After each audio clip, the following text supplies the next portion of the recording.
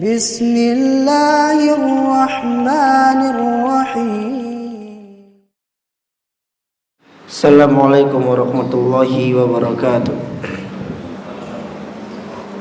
Innal hamdalillahi nahmaduhu wa nasta'inuhu wa nastaghfiruh wa na'udzu billahi min syururi anfusina wa min sayyiati a'malina. Man yahdihillahu fala mudhillalah wa man yudlil fala hadiyalah.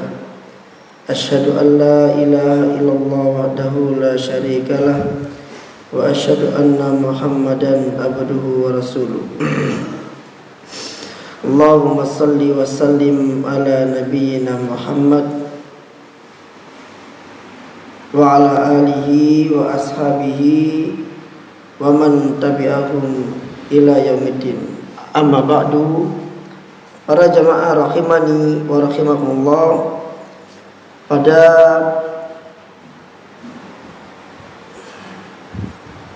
pertemuan yang lalu kita telah mempelajari hadis yang berkaitan tentang memberi makan budak dan memberi pakaian pada budak, di mana kata Umar bin Khattab radhiyallahu anhu, apa kata Umar bin Khattab radhiyallahu anhu mengatakan bahwasanya orang yang membenci para budak, tidak mau memberi makan para budak, maka Allah akan menghinakannya, Allah akan membencinya. Dan merupakan suatu kebiasaan dari Umar bin Khattab, bahwasanya Umar bin Khattab apabila beliau memiliki makanan, maka beliau memanggil orang-orang miskin dan memanggil para budak untuk makan bersama mereka. Artinya Umar ini tidak mau makan sendirian jemaah. Sebagaimana pada waktu pembahasan anak-anak yatim, yaitu Ibnu Umar, anaknya Umar bin Khattab, apabila dia punya makanan, maka dia mencari anak yatim untuk bisa makan bersama dirinya. Dan dikatakan dalam athar bahwa Ibnu Umar radhiyallahu anhu adalah orang yang tidak akan makan kecuali ada anak yatim yang ikut makan bersamanya. Ini luar biasa.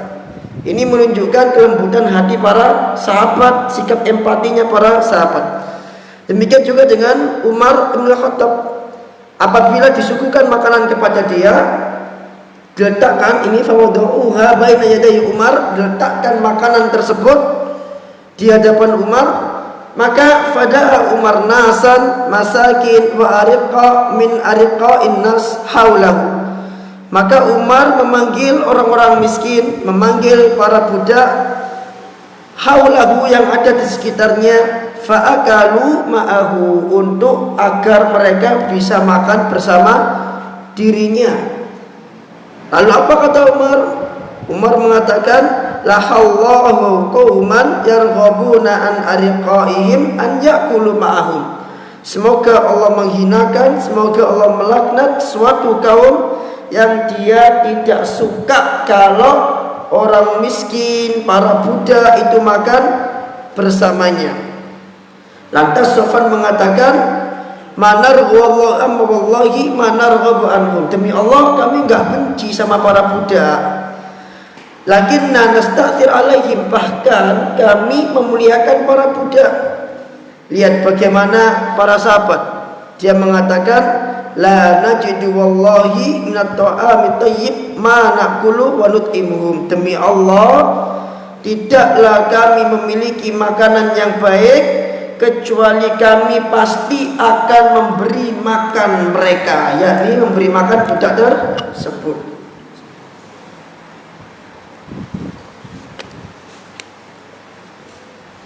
Ini ajaran Nabi SAW yang dipraktekkan oleh sahabat terkait budak. Kemudian bab 103 jamaah, bab baru dan masih berkaitan dengan budak, masya Allah. Ternyata lama sekali kita belajar budak-budak ini. Babnya berbunyi idza nasahal abadu li sayyidihi. Apabila budak memberi nasihat kepada tuannya. Jadi boleh seorang bawahan memberi nasihat kepada atasan. Dan boleh bagi seorang anak memberi nasihat kepada orang tuanya, sebagaimana boleh bagi budak memberi nasihat kepada tuannya. Dan telah dikatakan di hadis-hadis yang lalu bagaimana seorang anak memberi nasihat kepada seorang sahabat yang bernama Abul Yasar, yaitu ketika Abul Yasar punya budak, ternyata pakaian Abul Yasar dengan pakaian budaknya itu berbeda. Abul Yasar atasnya memakai pakaian A, bawahannya pakai pakaian B. Sedangkan budaknya juga sama, atasnya pakai pakaian A, kemudian bawahannya pakai pakaian B. Lalu kata anak ini, wahai paman, tidakkah engkau bertukar pakaian dengan budakmu? Engkau ambil celananya, engkau ambil pakaian budakmu tersebut dan engkau pakai atasannya, dan budakmu mengambil bawahanmu, sehingga pakaianmu seragam, budakmu juga seragam. Dengan demikian engkau memakai perhiasan, budakmu juga memakai perhiasan. Maka dikatakan dalam hadis, fata'ajjab, Abul Yasar pun kagum dengan anak ini. Famasaha ra'sahu, kemudian dia mengusap kepalanya dan dia bertanya kepada bapaknya, apa ini anakmu? Nah, ini bolehnya seorang anak memberi nasihat kepada bapaknya kalau memang bapaknya itu salah. Jadi Abul Yasar ini pakaiannya sesean, jamaah. Pakaian sesean.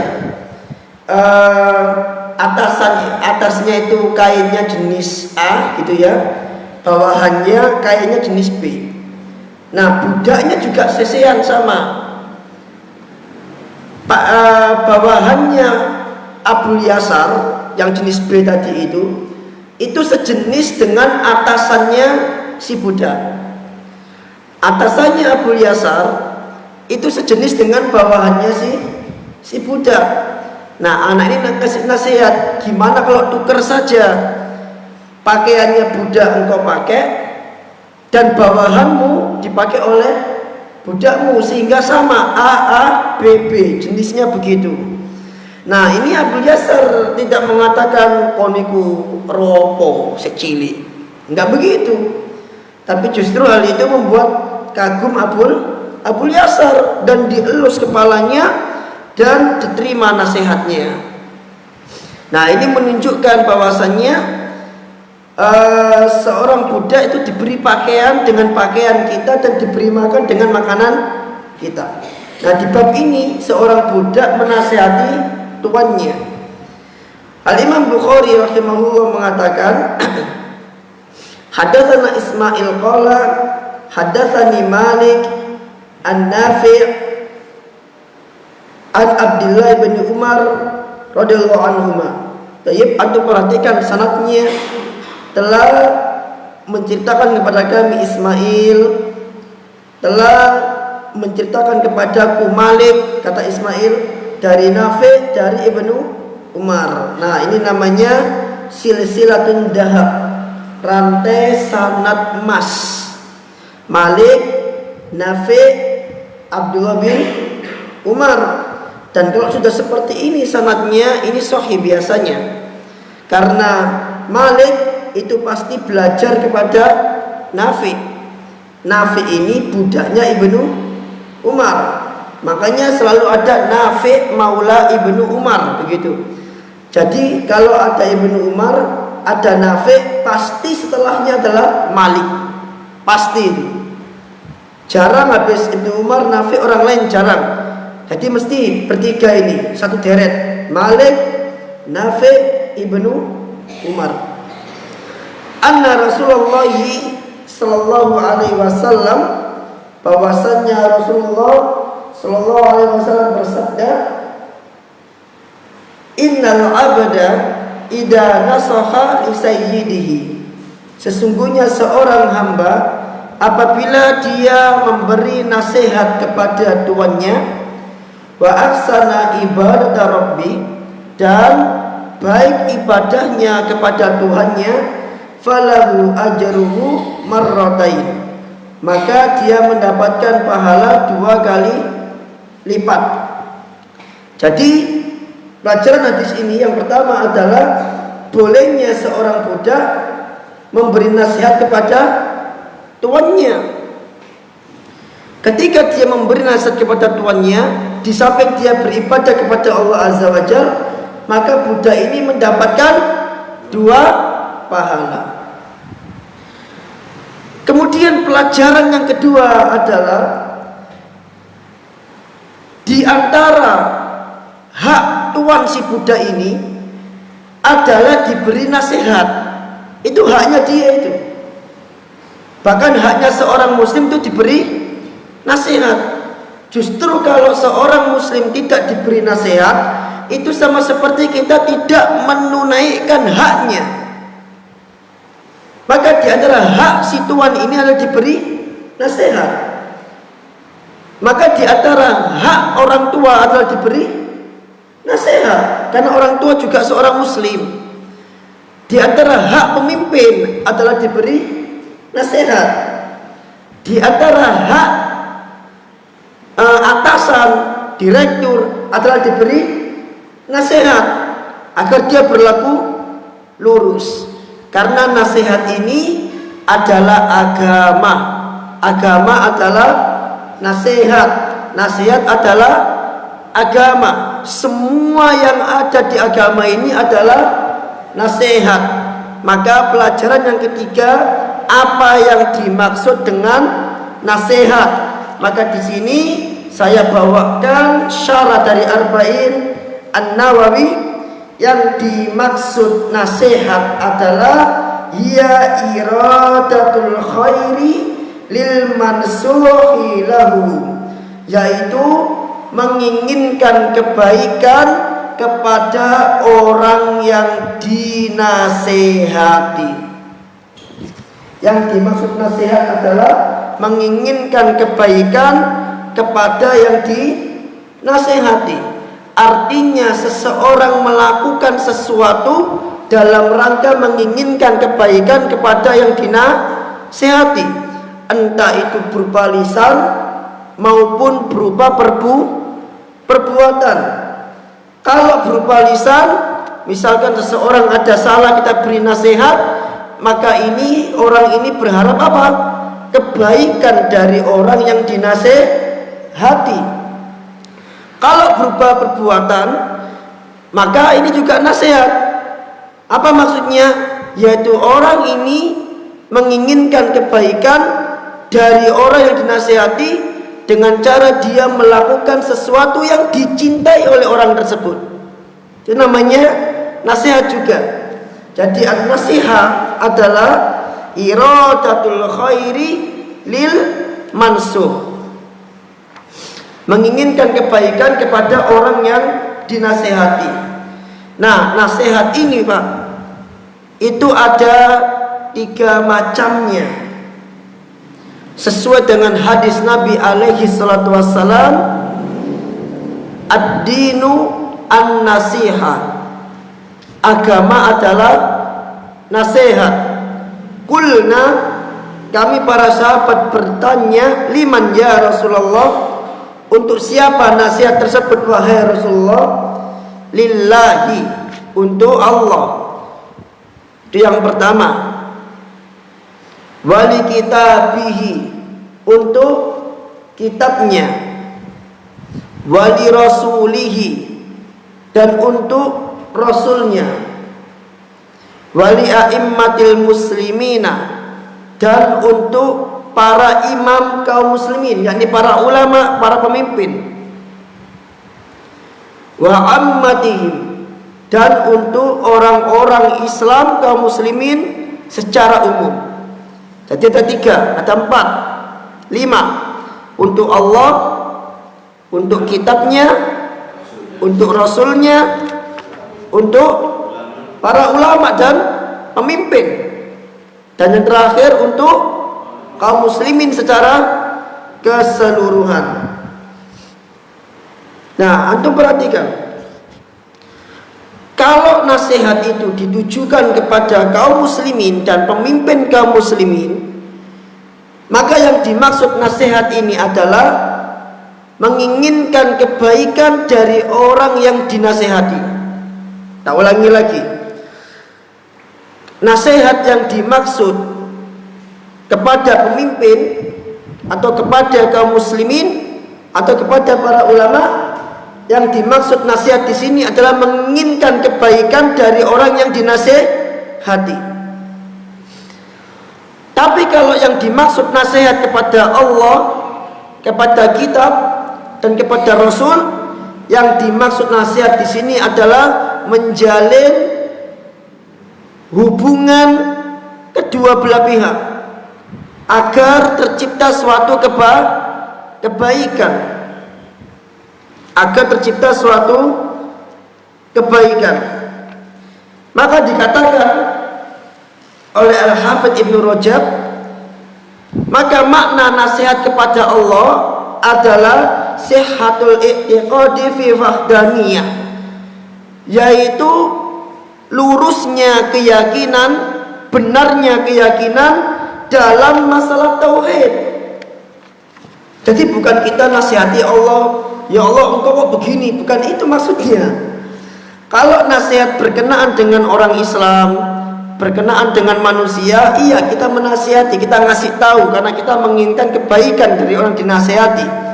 Tapi kalau nasihat itu berkaitan dengan Allah, Rasul dan kitab, ini kita memperbaiki hubungan dengan mereka. Jadi nasihat kepada Allah maksudnya adalah mentauhidkan Allah, wa ikhlasun niyah fi ibadati, dan mengikhlaskan niat dalam beribadah kepada Allah. Itu maksudnya nasihat kepada Allah. Adapun nasihat kepada kitab, maksudnya adalah al-imanu bih, kita beriman kepada kitab tersebut, wal amalu bima fihi, dan kita beramal dengan apa yang ada di dalam kitab tersebut, dengan apa yang diperintahkan dan dilarang oleh kitab tersebut. Itu namanya nasihat kepada kitab. Adapun nasihat kepada Ar-Rasul sallallahu alaihi wasallam, maknanya adalah at-tasdiqu binabawiyah, at-tasdiqu binubuwatihi, membenarkan kenabian beliau, at-ta'alahu fima amar bihi, mentaati apa yang diperintahkan oleh Ar-Rasul, wan nahyu anhu, dan apa yang dilarang oleh Ar-Rasul. Itu yang dimaksud dengan nasihat kepada Ar-Rasul, membenarkan kenabian beliau, mentaati apa yang diperintahkan oleh beliau, dan menjauhi apa yang dilarang oleh beliau. Nah, adapun nasihat kepada kaum muslimin dan nasihat kepada pemerintah kaum muslimin atau kepada para ulama mereka, maksudnya adalah irsyaduhum ila masalihihim, yaitu menunjukkan sesuatu, menunjukkan kepada mereka atau membimbing mereka ila masalihihim, kepada kemaslahatan, artinya menunjukkan kebaikan kepada mereka. Oh, ini salah, yang betul seperti ini. Maka dengan demikian para jamaah, agama dari awal sampai akhir itu nama lainnya adalah nasihat. Maka barang siapa yang sudah berbuat baik kepada kaum muslimin, maka dia telah menunaikan hak kaum muslimin, itu nasihat kepada mereka. Barang siapa yang mentauhidkan Allah, maka dia telah menunaikan hak nasihat kepada Allah. Barang siapa yang mentaati Ar-Rasul dan mentaati Alkitab was Sunnah, maka dia telah menunaikan hak nasihat kepada Ar-Rasul dan Alkitab. Kembali ke topik, seorang hamba memberi nasihat kepada tuannya, dan ini merupakan hak seorang tuan atau seorang muslim. An-Nabi SAW bersabda, Jabir bin Abdullah radhiyallahu anhu mengatakan, bayatu an-nabiyya sallallahu alaihi wasallam ala iqamatis shalah wa ita'iz zakat wa nushu likulli muslim. Ini perjanjian antara kaum muslimin dengan Ar-Rasul ketika dibaiat. Kata Jabir, kami membaiat Nabi sallallahu alaihi wasallam di atas menegakkan salat, menunaikan zakat, dan memberi nasihat kepada setiap muslim. Kalau orang berbaiat ini berarti orang masuk Islam.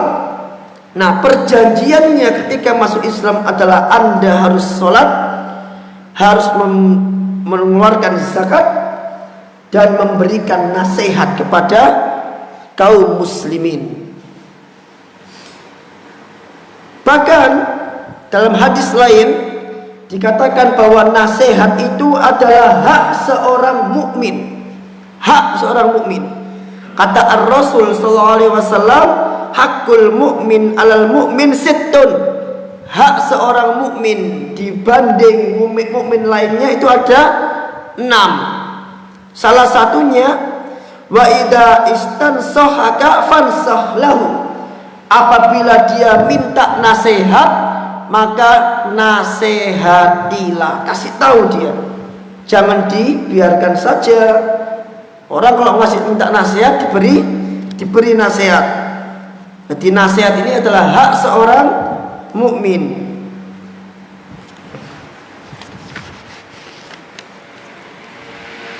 Baik. Kemudian berikutnya adalah seorang budak yang memberi nasihat kepada tuannya. Pelajaran yang keempat, seorang budak yang memberi nasihat kepada tuannya, maka sudah semestinya budak ini akan menjadi budak yang dicintai oleh tuannya. Loh Ustaz, orang ngasih nasihat itu bukannya dibenci ya? Tadi kita bilang apa? Nasihat itu menginginkan kebaikan untuk orang lain. Jadi tidak harus kritik. Kritik bagian dari nasihat, tapi nasihat itu maknanya lebih luas dibanding sekedar mengkritik. Paham ya? Makanya dikatakan oleh Nabi alaihi salatu wassalam dalam sebuah hadis, Nabi mengatakan, ara'aitum law kana li ahadikum abdan, bagaimana pendapatmu kalau seandainya engkau punya 2 budak, fakana ahaduhuma yuti'uhu ida amarahu, salah satunya adalah budak yang mentaati tuannya ketika diperintah dengan sesuatu, wa yu'addi ilaihi ida tamanhu, dan menjaga amanah apabila dipercaya, wa yansahu lahu ida ghaba anhu, dan memberi nasihat kepada tuannya tatkala tuannya tidak ada. Maksudnya gimana? Saya ulangi lagi. Bagaimana pendapatmu kalau kamu punya 2 budak?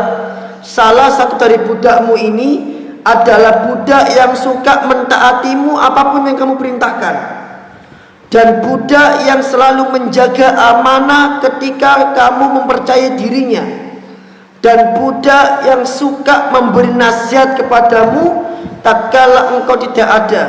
Berarti apa maksudnya nasihat di sini? Menjaga harta, menjaga apapun itu. Wa kanal akhar, ataupun budak yang satunya lagi adalah budak yang suka bermaksiat apabila engkau perintahkan dia. Maksudnya maksiat di sini adalah tuannya merintahkan A, budaknya enggak jalan. Tuannya merintahkan B, budaknya malas-malesan. Budaknya enggak mau taat. Ini namanya maksiat. Wa yakhunuhu idza tamanah, dan berkhianat budak kalau dipercaya. Seperti hadis yang sebelumnya, para sahabat suka apa? Ngitung kalau nyuruh budaknya. Masih ingat enggak? Belikan ini di warung ini. Maka kebiasaan para sahabat ketika budaknya kembali dihitung, benar enggak yang dibeli ini. Nah, ini budak suka khianat.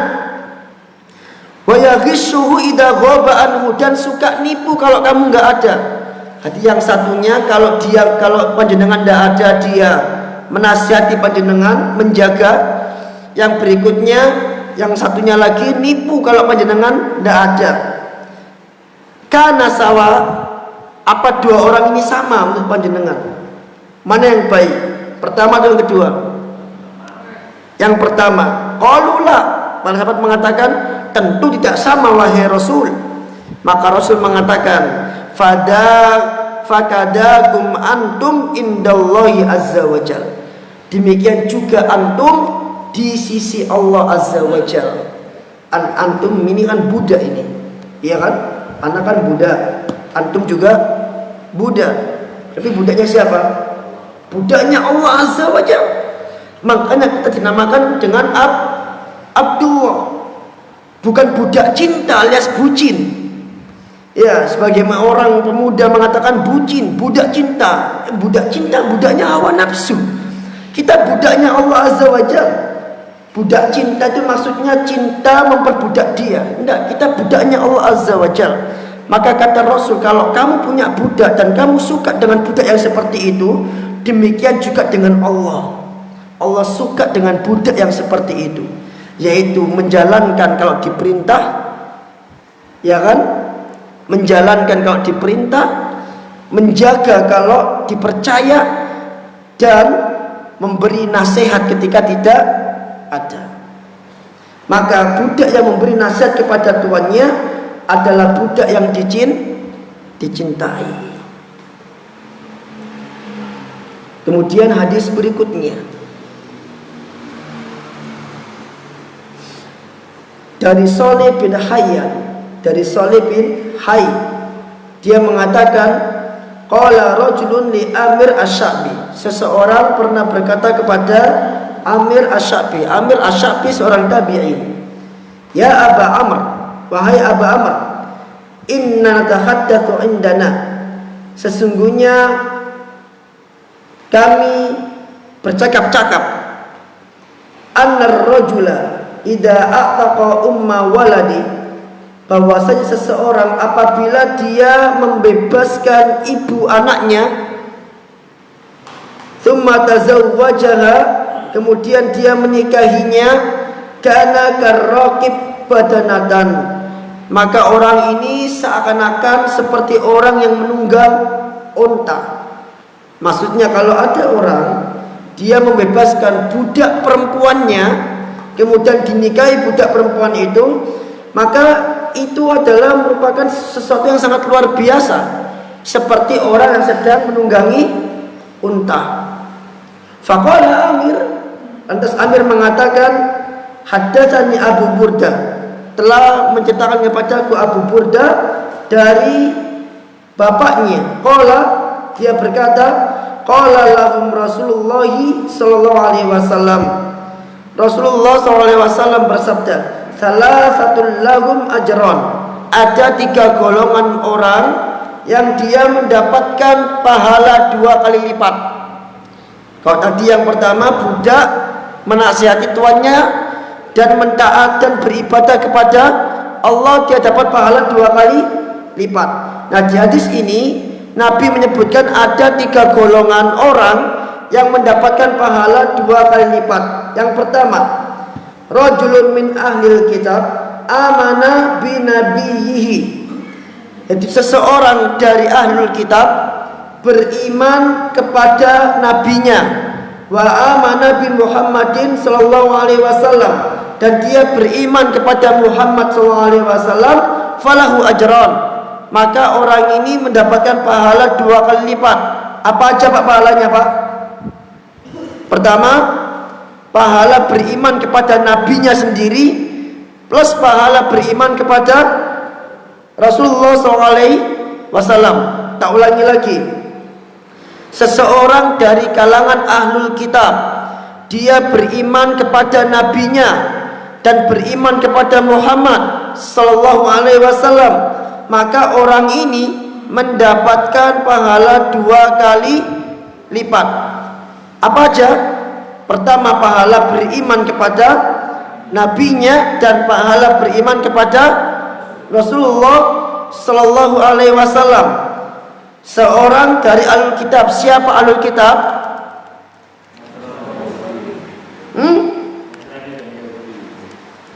Nasrani dan Yahudi. Kenapa disebut ahlul kitab? Karena mereka mendapatkan kitab. Kitab apa? Taurat dan Injil. Logo Zabur. Taurat dan Injil. Maka yang mendapatkan Taurat dan Injil disebut ahlul kitab. Ahlul kitab dikatakan beriman ketika dia beriman kepada nabinya di saat itu. Kemudian generasi setelahnya sampai diutusnya Muhammad SAW, maka dia wajib beriman kepada Muhammad SAW. Kenapa? Kenapa kok mereka enggak cukup beriman kepada Isa bagi yang mendapat Injil? Kenapa kok mereka enggak cukup beriman kepada Musa bagi yang mendapatkan Taurat? Kenapa kok ketika datang Muhammad mereka harus beriman pada Muhammad? Karena penyempurna. Terus ada lagi enggak yang paling enak jawabannya? Ini yang ana minta. Masa berlakunya sudah berakhir. Maka Bani Israel ketika Musa diutus dia wajib beriman pada Musa. Kemudian Bani Israel ketika di masa Isa diutus, maka dia wajib beriman kepada Musa dan Isa. Kemudian Bani Israel ketika masa Muhammad diutus, dia wajib beriman kepada Musa, Isa dan Muhammad. Maka kaum muslimin itu adalah umat pertengahan, wasatiyah, umat pertengahan. Antum perhatikan, Bani Israel dia beriman pada Musa tapi tidak mau beriman kepada Isa karena menganggap Isa adalah anak hasil zina dan bukan nabi. Maka mereka mencukupkan beriman pada Musa. Sampai hari ini orang Yahudi beriman kepada Musa dan tidak mau beriman kepada Yesus. Kemudian generasi setelahnya dari orang-orang Nasrani, ketika Isa diutus, maka mereka beriman kepada Musa, beriman kepada Isa. Makanya Bible yang sekarang itu ada perjanjian lama, perjanjian baru. Perjanjian lama itu Taurat, perjanjian baru itu Injil. Meskipun sudah diotak-atik dan di situ ada teks warna merah. Teks merah inilah ucapan Yesus. Adapun teks yang warna hitam itu semua adalah ucapan murid-muridnya, Paulus, Yohanes, Markus dan lain sebagainya. Ucapan Yesus yang asli itu adalah teks berwarna merah. Adapun kaum muslimin ketika diutus Muhammad, mereka beriman kepada semuanya dan menyelamatkan kehormatan Isa bin Maryam. Adapun Nasrani ketika Muhammad diutus, mereka enggak mau beriman kepada Muhammad. Kenapa? Karena mereka menganggap Muhammad bukan nabi. Nabi terakhir sudah Isa bin Maryam ini. Lihat, Yahudi itu hanya Musa saja, Nasrani itu Musa dan Yesus. Sedangkan kaum muslimin itu Musa, Isa dan Muhammad sallallahu alaihi wasallam. Maka ketika ahlul kitab ini beriman kepada nabinya dan beriman kepada Muhammad, dia mendapatkan pahala 2 kali lipat. Dan semua amalnya, semua kebaikannya yang dia telah amalkan di masa lampau, di saat dia kafir, kemudian dia beriman pada Muhammad, maka dia menjadi muslim. Maka apa kata Ar-Rasul? Rasul mengatakan, qad aslamta ala ma salafa min khairin. Maka semua amal kebaikanmu di masa lampau itu ikut masuk Islam. Artinya amalan yang harusnya terhapus karena dia kafir, kemudian dia masuk Islam, maka amal tadi itu semuanya dirupakan oleh Allah pahala dari A sampai Z. Maka orang-orang Arab jahiliyah ketika dia masuk Islam, yang dulu pernah baik di masa jahiliyah, maka semua kebaikan tadi itu Allah beri pahala ketika dia masuk Islam. Jadi ketika dia masuk Islam, bukan dia saja yang masuk Islam, tapi kata Rasul, qad aslamta ala ma salafa min khairin, sungguh telah masuk Islam juga semua amal kebaikanmu. Ini adalah jawaban Nabi SAW kepada Hakam bin Huzaim atau Hakam bin Hazan kalau nggak salah, ketika bertanya, ya Rasulullah, dahulu aku di masa jahiliyah suka sedekah ya Rasulullah, sekarang aku sudah masuk Islam, bagaimana status sedekahku dulu di masa jahiliyah? Kan kata panjenengan kalau syirik terhapus gitu kan. Ternyata kata Rasul apa? Sedekahmu yang dulu itu ikut masuk ke dalam Islam. Artinya sedekahnya Hakam tadi itu ketika dia masuk Islam, maka Allah terima dan Allah jadikan itu berpahala. Dan Hakam, bagaimana sedekah dia? Dia punya kebiasaan sedekah, membebaskan 100 budak dan berinfak 100 kuda itu di saat jahiliyah. Maka kata Hakam, maka mendengar ucapan Nabi itu, setelah aku masuk Islam, maka aku tetap melanjutkan sedekahku, yaitu sedekah memerdekakan 100 budak dan berinfak dengan 100 kuda. Sehingga dengan demikian Ar-Rasul mengatakan, khiyarukum fil jahiliyah khiyarukum fil Islam. Orang terbaik di antara kalian di masa jahiliyah akan menjadi orang terbaik ketika dia masuk Islam. Di jahiliyah dia udah terpandang, udah nomor 1 sedekahnya, maka di Islam pasti dia menjadi nomor 1. Kenapa Pak? Karena tinggal nerusin saja, tinggal nerusin, dia udah punya banyak pahala. Beda dengan orang yang di masa jahiliyah nggak pernah berbuat baik, ketika masuk Islam maka pahalanya masih 0. Adapun orang yang sudah berbuat baik di masa jahiliyah, ketika dia masuk Islam, maka semua kebaikan dia di masa jahiliyah tadi itu langsung Allah rupakan pahala. Maka di sini antum harus paham bahwasannya suatu kebaikan itu dihapus oleh Allah kapan? Kalau berbuat syirik itu belum dihapus.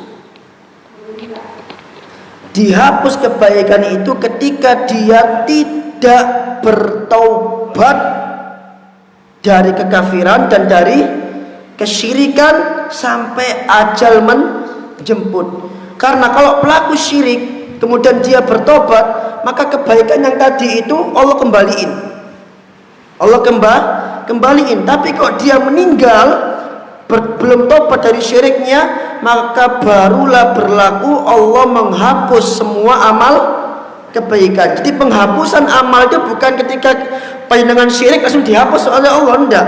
Kalau panjenengan syirik itu enggak langsung dihapus oleh Allah, tapi akan dihapus oleh Allah kapan? Ketika panjenengan wafat dalam keadaan syirik atau kafir, naudzubillah. Tapi ketika panjenengan wafat dalam keadaan Islam, maka semua perbuatan tadi itu tetap Allah terima karena sudah dianggap tobat dari perbuatan syirik. Paham nggih?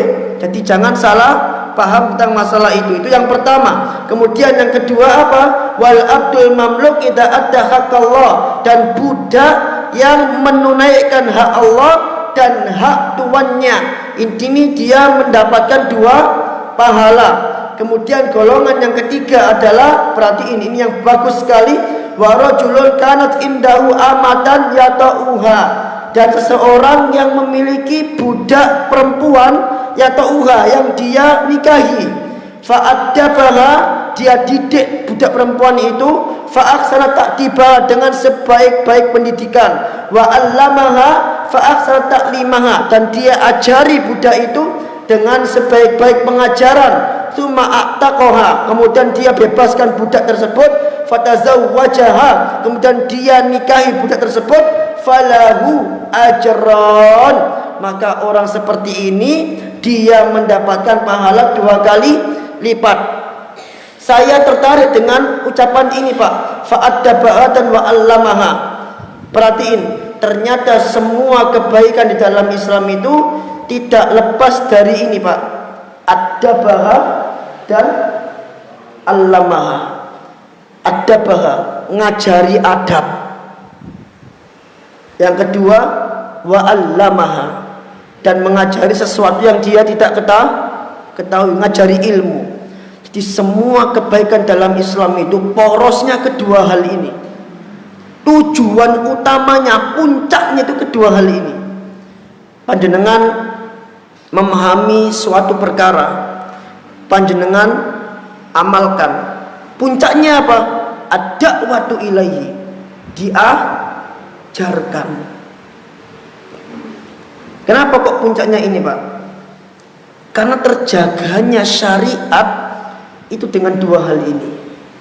Terjaganya syariat itu dengan dua hal ini. Ilmu kalau enggak diajarkan itu akan lenyap, akan hilang. Baik, Anda perhatiin, di antara kebiasaan para salaf dulu itu adalah kebiasaan meriwayatkan hadis. Tradisi itu masih ada sampai hari ini. Mungkin panjenengan akan bertanya, untuk apa meriwayatkan hadis? Sedangkan hadis sudah ada di kitab-kitab. Di Maktabah Syamil tinggal buka, di PDF sudah ada. Tapi kenapa tetap ada tradisi periwayatan hadis? Apa jawabannya? Bukan. Untuk menjaga kelestarian ilmu biar tidak hilang. Kalau tradisi periwayatan hadis itu berhenti, stop dengan adanya kitab-kitab ini, maka keilmuan riwayat itu akan hilang karena sudah tidak ada yang mengajarkan. Jadi tujuan pengajaran di sini adalah untuk menjaga syariat, untuk menjaga kelestarian ilmu. Al-Quran kenapa kok bisa ada sampai sekarang? Karena diajarkan dari zaman dulu, hafalkan, diajarkan. Jadi lestari sampai sekarang. Kalau seandainya ilmu tidak diajarkan lagi, orang udah malas mengajarkan ilmu, disimpan untuk dirinya sendiri misalkan, maka ketika dia wafat, maka ilmunya ikut wafat bersama dia. Gitu kan? Makanya kenapa kok ilmu di hari kiamat bisa hilang? Kenapa kok Allah mengatakan bahwasannya Allah akan mencabut ilmu itu bukan secara langsung, tapi dengan cara diwafatkan para ulama, sehingga nanti di hari kiamat tidak tersisa kecuali ru'usan juhalan, orang-orang bodoh yang dimintai fatwa. Kenapa kok bisa seperti itu? Karena para ulama ini dia punya ilmu. Ketika dia mengajarkan ilmu, apakah dia mengajarkan semua ilmu Pak? Enggak. Dia pasti mengajarkan sesuai kebutuhan orang yang diajari. Maka ketika dia wafat, dia bawa semua ilmu yang diajarkan maupun yang tidak diajarkan. Yang diajarkan akan lestari, yang enggak diajarkan akan hilang. Maka orang yang diajari tadi ini akan mengajar lagi dia. Ketika dia ngajar, dia mengajarkan semua ilmu apa enggak? Enggak. Dia mengajarkan sesuai kapasitas orang atau murid yang dia ajari. Maka orang tadi ini yang ngajari tadi ini ketika meninggal, dia membawa ilmu yang diajarkan dan yang tidak diajarkan, sehingga yang enggak diajarkan nanti akan hilang. Maka menjadilah ilmu semakin sedikit. Seperti ini misalkan, saya ngajar adabul mufrad, padahal saya bisa mustolah, bisa fikih, bisa bahasa Arab, bisa tapi saya ngajar kepada panjenengan hanya masalah akhlak. Maka ketika saya wafat, semua yang saya bisa tadi saya bawa mati bersama saya. Yang tersisa adalah apa yang saya ajarkan ke panjenengan. Maka dengan kata lain, bahasa Arab yang saya punya, fikih yang saya punya, hadis yang saya punya, itu lenyap, tidak lestari. Yang lestari hanya akhlak yang saya ajarkan, dan itu akan terus berlangsung sampai hari kiamat, sehingga sampai tersisa ilmu tidak tersisa sama sekali. Jadi kenapa kok ada bahwa allamaha? Tujuannya apa? Melestarikan ilmu. Maka siapa yang mengajarkan ilmu menjadi orang yang mengambil peran dalam pengajaran ilmu, maka dia telah mengambil peran yang sangat mulia. yaitu ikut menjaga syariat Allah Azza wa Jalla. Ngoten Pak. Baik. Kemudian yang dua hadis yang terakhir, kata Ar-Rasul SAW, sama hadisnya, hampir sama intinya.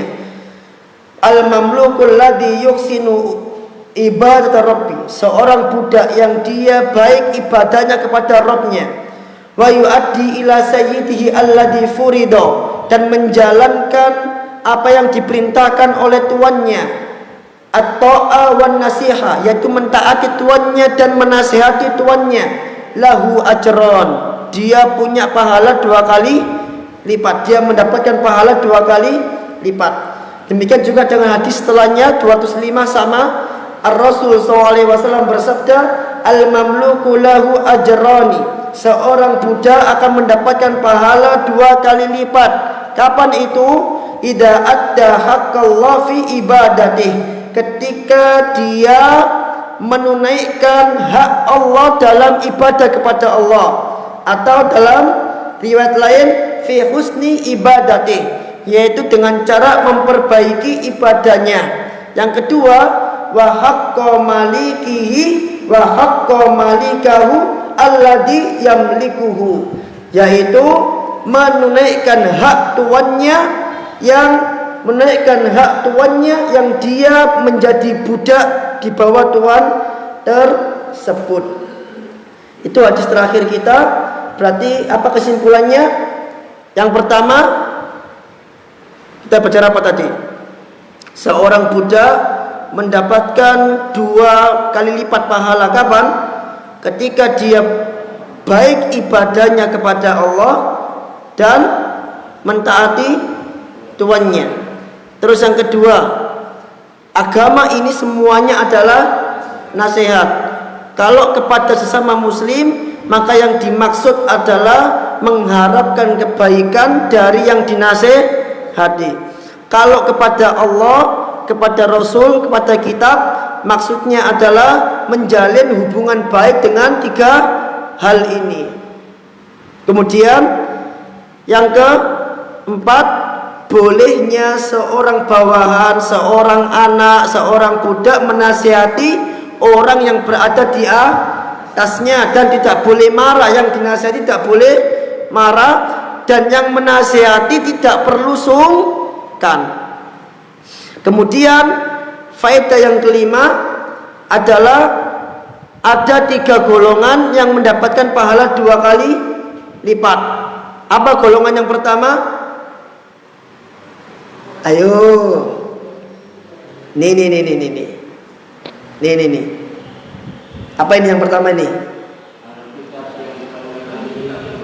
Alkitab yang beriman kepada nabinya dan kepada Ar-Rasul SAW, maka dia mendapatkan 2 kali lipat pahala. Bahkan semua kebaikannya tadi ikut masuk Islam.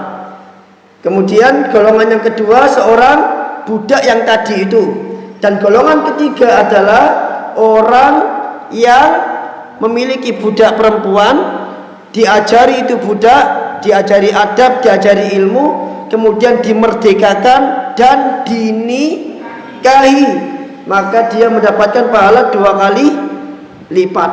Kemudian pelajaran berikutnya di pertemuan hari ini apa Pak? Bahwa semua kebaikan dalam Islam itu porosnya intinya 2, yaitu ada pada pengajaran. Apa tujuan pengajaran tadi? Untuk melestarikan ilmu biar tidak lenyap atau hilang. Dan barang siapa yang mengambil peran di pengajaran ini, dan gak harus punya murid, kita punya anak, ini anak juga murid kita gitu kan. Barang siapa yang mengambil peran tentang pengajaran ini, maka dia telah mengambil sesuatu yang sangat mulia, karena dia ikut serta dalam menjaga syariat dan melestarikan syariat. Terakhir Pak, doa ruku ada banyak, doa iktidal ada banyak, doa iftitah ada banyak. Bahkan adzan itu ada 3 macam lafadznya. Kenapa kok para ulama itu mesti mengatakan amalkan semua dalam rangka menghidupkan sunnah? Kenapa kok mesti diamalkan semuanya? Agar tidak hilang. Kalau panjenengan misalkan hanya mengamalkan Rabbana walakal hamdan katsiran thayyiban mubarakan fi ketika i'tidal, maka nanti panjenengan tidak akan menghafal ayat tidak akan menghafal doa ketika i'tidal, Rabbana walakal hamdu mil as-samawati wa ma fil al-ardi wa mil ma syi'ta min syai'in ba'du ahlas sana'i wal majdi ahaqqu ma qalal abd, dan seterusnya. Panjang doanya. Lama-kelamaan doa ini akan hilang. Cuman ada di kitab. Itu pun kalau dia bisa baca kitab. Contoh lain, adanya kita ini itu adanya Bilal. Nggak ada orang yang mengamalkan adanya Abi Makhduro. Kata Syekh Al-Utsaimin, hendaklah adan itu bisa diseling. Sesekali adan Bilal, sesekali adan Abi Makhduro. Tapi ketika kita mengamalkan adzan Bilal terus, maka tidak menutup kemungkinan lama-kelamaan adzannya Abi Makhduro ini akan hilang karena tidak ada yang mengamal. Jadi adanya pengajaran, adanya pengamalan itu fungsi utamanya adalah untuk menjaga kemurnian atau keutuhan atau kelestarian ilmu dan syariat ini. Karena seandainya adzan Abi Makhduro kita amalkan di Al-Jariyat misalkan, maka tentu orang akan asing. Iki adzan model apa kok koyok ngini? Karena mereka nggak terbiasa dan mereka nggak belajar. Karena adzan Abi Makhduro itu Allahu Akbarnya 2 kali, Pak. Bukan 4 kali. Kalau kita 4 kali, Allahu Akbar, Allahu Akbar, Allahu Akbar, Allahu Akbar. Abi Makhduro itu 2 kali. Adanya 2 kali. Takbirnya 2 kali. Allahu Akbar, Allahu Akbar. Langsung syahadat. Dan syahadatnya 8 kali. Asyhadu alla, asyhadu anna, asyhadu alla, asyhadu anna, asyhadu alla, asyhadu anna, asyhadu alla, asyhadu anna, baru hayya alas sholat. Itu namanya tarjih dalam hadis. Itu adanya Abi Makhduro. Nah, jadi kalau antum mendapati banyak doa dalam satu gerakan, sesekali diamalkan. Mungkin sekali pakai Allahumma ba'id, nanti pakai Allahu Akbar kabiro, mungkin nanti pakai alhamdulillah hamdan katsiran, mungkin nanti sekali pakai subhanakallahumma wa bihamdika wa tabarakasmuka wa ta'ala jadduka. Nah, itu yang enggak jawab berarti enggak hafal itu. Wa ta'ala jadduka wa la ilaha ghairuka. Itu. Ada banyak doa. Belum lagi nanti Allahumma robba Jabrail wa Mikail. Nanti ada doa iftitah yang itu juga ada. Nah, sesekali diamalkan sebagai dalam rangka apa? Ihya'us sunnah, menghidupkan sunnah. Itu adalah ciri khas Syekh Muhammad bin Shalih Al-Utsaimin. Amalkan semuanya agar sunnah ini hidup. Karena kalau nggak diamalkan nanti lenyap, nggak tahu nanti. Nah, sekarang aja kita subhanakallahumma wa bihamdika wa tabarakasmuka kita mungkin nggak hafal. Kenapa? Kita jarang ngamalin itu. Kita sering ngamalkan Allahumma ba'id atau mungkin Allahu Akbar kabiro, ya kan? Mungkin jarang ngamalkan alhamdulillah hamdan katsiran atau jarang mengamalkan subhanakallahumma wa bihamdika. Itu lambat laun nanti tidak akan dikenal oleh kaum muslimin dan akan hilang. Nah, ketika dia hilang, itu menandakan bahwa ilmu itu dicabut oleh Allah sampai nanti di akhirnya Allah cabut semuanya total. Artinya hilang semuanya di akhir. Wallahu a'lam bishawab. Nah, sudah sampai di sini saja. Kita membahas 4 hadis. Alhamdulillah. Ada yang mau tanyakan mungkin? Oh, enggak ada. Sudahin. Oh iya, silakan Pak.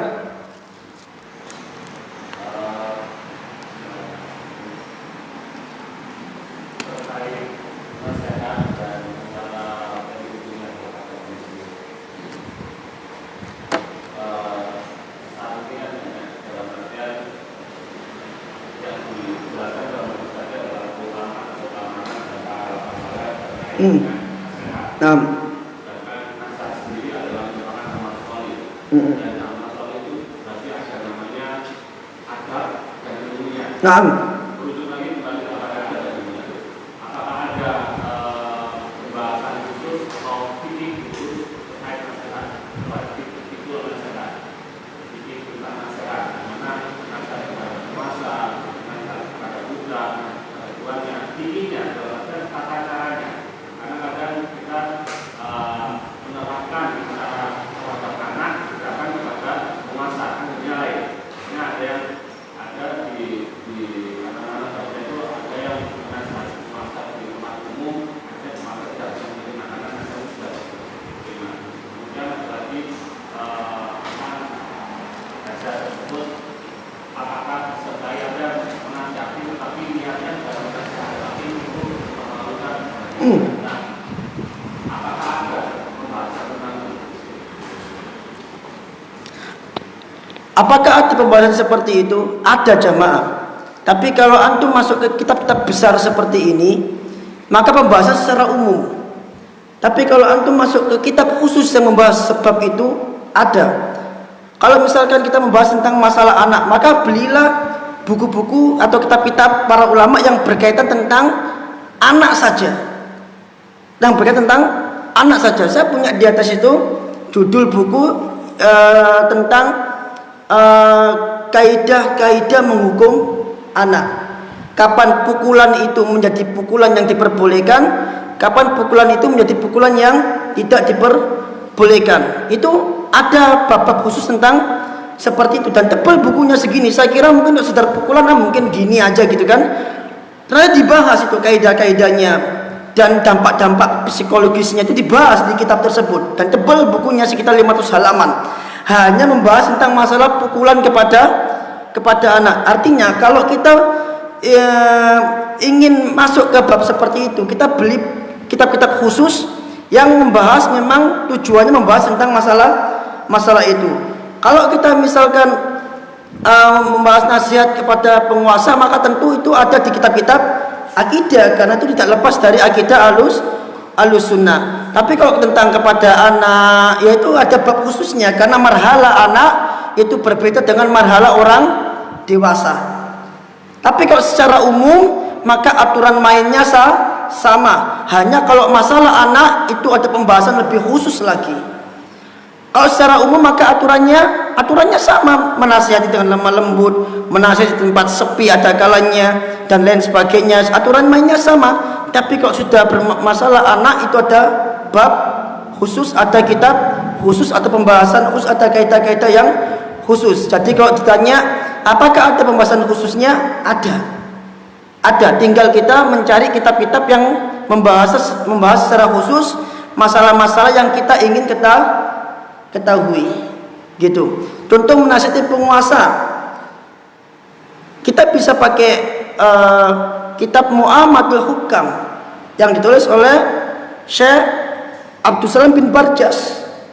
Pernah dikaji sama Abdurrahman Thayyib zaman dulu kalau nggak salah. Mu'amatul Hukam itu terkait bagaimana kita muamalah dengan pemerintah kaum muslimin, nasihat-nasihat kepada mereka, dan bagus banget kitab itu. Nah itu kita bisa pakai kitab itu misalkan, atau kitab-kitab yang lainnya yang membahas khusus tentang muamalah seorang muslim dengan pemimpin. Artinya itu ada. Baik.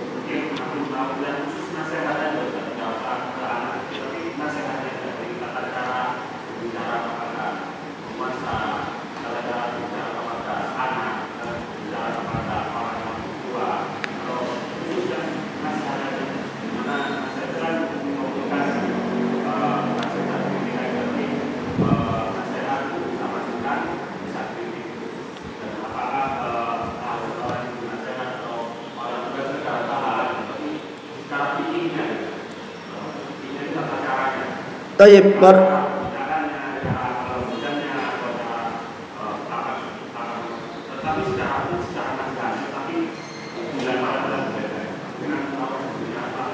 barakallahu fikum. Seperti yang anak katakan tadi, itu disesuaikan kepada person yang kita ingin nasihati. Jadi pembahasannya itu dirincikan, dipilah sesuai dengan siapa yang ingin kita nasihati. Gitu. Jadi secara umum ya kan tadi itu di sini di Arba'in ada, di di semua hadis tentang nasihat itu ada secara umum, di Adabul Mufrad yang kita kemarin bahas. kita ambil faedah itu secara umum. Tapi kalau ingin membahas secara terperinci dan khusus, penelitian khusus, itu tergantung kepada siapa yang akan kita beri nasihat. Kalau pemimpin maka pakai kitab ini misalkan, kalau anak maka kita pakai kitab ini misalkan, itu secara khususon. Mungkin itu Pak Nggih. Insyaallah kapan-kapan kita lanjut lagi biidznillah. Semoga bermanfaat. Kita akhiri dulu. Subhanakallahumma bihamdika asyhadu an la ilaha illa anta astaghfiruka wa atubu ilaik. Assalamualaikum warahmatullahi wabarakatuh.